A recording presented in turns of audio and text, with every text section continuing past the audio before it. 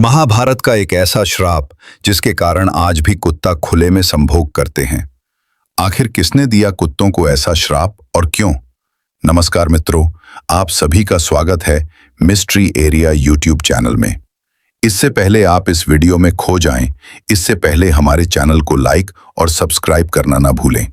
आखिर सभी जीव जंतुओं में कुत्ते ही क्यों खुले में संभोग करता है और वो हमेशा खुले जगहों पर क्यों पाए जाते हैं? बात उस समय की है जब पांडवों के घर में एक ऐसी प्रतिज्ञा ली गई जिसने आगे चलकर एक अनोखे श्राप को जन्म दिया। ये कथा शुरू होती है उस क्षण से जब द्रौपदी स्वयंवर में अर्जुन को वरमाला पहनाती है।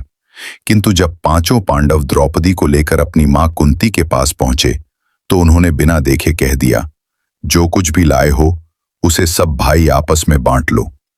मां की आज्ञा थी, इसलिए धर्मराज युधिष्ठिर ने इसे ब्रह्मवाक्य माना। फिर तय हुआ कि द्रौपदी एक एक वर्ष तक प्रत्येक पांडव के साथ रहेंगी। पर इस नियम के साथ एक और कठोर संकल्प जोड़ा गया, जब द्रौपदी किसी एक पांडव के कक्ष में होंगी तब उस अवधि में कोई दूसरा पांडव वहां प्रवेश नहीं करेगा, चाहे कारण कितना भी बड़ा क्यों न हो। लेकिन भाग्य को कुछ और ही मंजूर था।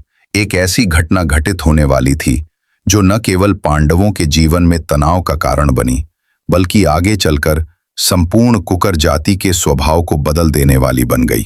उस दिन द्रौपदी भीम के कक्ष में थी। भीम ने यह सुनिश्चित करने के लिए कि कोई अन्य भाई भीतर न आए, अपनी पादुकाएं कक्ष के द्वार पर रखती थीं।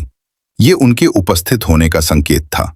लेकिन अचानक से ही अर्जुन किसी कार्यवश उसी दिशा में आए और बिना ध्यान दिए सीधे कक्ष के अंदर चले गए। जैसे ही द्रौपदी ने अर्जुन को भीतर आते देखा, उनके चेहरे पर क्रोध की ज्वाला भड़क उठी। वो बोलीं, अर्जुन, क्या तुम्हें नियमों का स्मरण नहीं रहा? जब भीम मेरे साथ कक्ष में है तब किसी अन्य को यहां आने की मनाही है। भीतर से भीम भी उठ खड़े हुए और गंभीर स्वर में बोले, भ्राता, जब मेरी पादुकाएं द्वार पर रखी थीं तब तुमने भीतर प्रवेश क्यों किया? अर्जुन ने शांत स्वर में कहा, भ्राता, मैंने तो बाहर कोई पादुकाएं देखी ही नहीं। यदि होती तो मैं कभी भीतर न आता। ये सुनते ही भीम का माथा तन गया। दोनों तुरंत कक्ष के बाहर आए और देखा, वास्तव में वहां कोई पादुकाएं नहीं थीं। क्षण भर के लिए दोनों स्तब्ध रह गए। भीम ने कहा, यह कैसे संभव है? मैंने तो स्वयं उन्हें यहीं रखा था। अब प्रश्न ये उठ खड़ा हुआ, आखिर वो पादुकाएं गायब कैसे हो गईं? कौन उन्हें वहां से उठा ले गया? दोनों भाई उस रहस्य का पता लगाने निकल पड़े।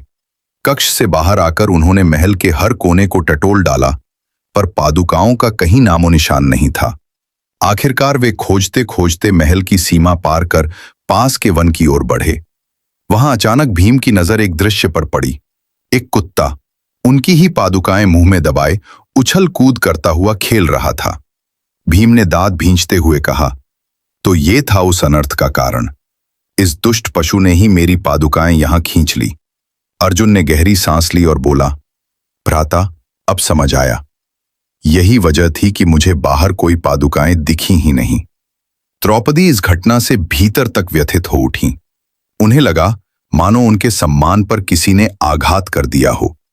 क्रोध और अपमान के मिश्रण से उनकी आंखें लाल हो गईं। उन्होंने उस कुत्ते की ओर देखा जो अभी भी मासूम सी मुद्रा में भीम की पादुकाओं के पास बैठा था।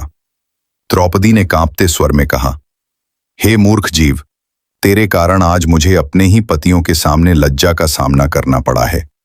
इसलिए मैं तुझे श्राप देती हूं। जिस तरह आज तूने मेरी मर्यादा भंग कराई है, वैसे ही आने वाले युगों तक तेरी जाति खुले में ही सहवास करेगी। तेरे भीतर कभी लज्जा या संकोच नहीं रहेगा और संसार तुझे देखकर उपहास करेगा। उनके शब्दों के साथ ही वातावरण में एक विचित्र सन्नाटा फैल गया। कहा जाता है, उसी दिन से कुकर जाति यानी कुत्ते खुले में ही सहवास करने लगे, जैसे उनकी प्रकृति में ही वो श्राप समा गया हो। और इस प्रकार महाभारत की उस छोटी सी घटना से उत्पन्न हुआ एक ऐसा शाप जिसका प्रभाव आज भी संसार के हर कोने में देखा जा सकता है।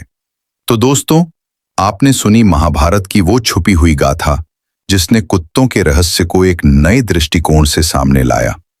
अगर आपको ये कहानी ज्ञानवर्धक और रोमांचक लगी हो तो इसे लाइक करना बिल्कुल न भूलें।